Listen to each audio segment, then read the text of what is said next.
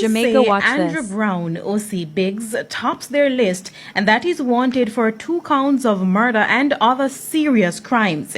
He's said to be a member of the Fitzgerald Road gang based in the Maxfield Avenue community. This is a young man who would have held the siege of the Upper Whitfield Town, Fitzgerald Avenue area. A young man who the community fears a lot because of the terror that he has brought upon them in the committal of several crimes in that space. He frequents the Water Street in Whitfield Town in the Fitzgerald Avenue.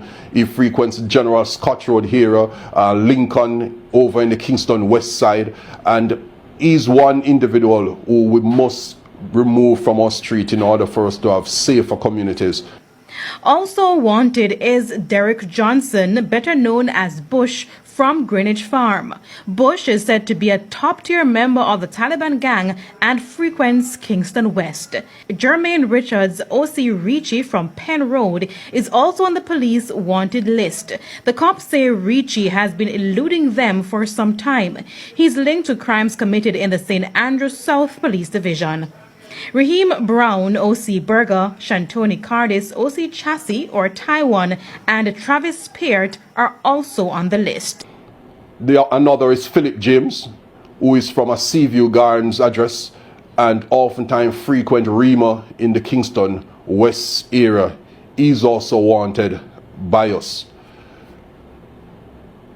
Another is Ramesh Griffiths, OC Nicky or Ship.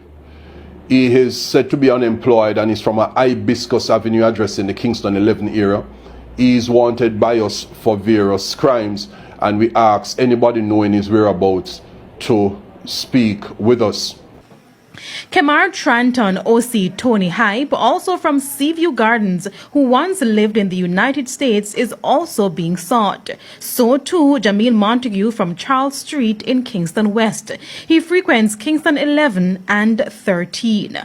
These are our top 10 most wanted individuals in the St. Andrews South space, for which we appeal to members of the public that if you see something, say something. If you have any knowledge or whereabouts of any of these individuals, please feel free to call our emergency lines and to give an anonymous tip, even so that these individuals can face their day before the court.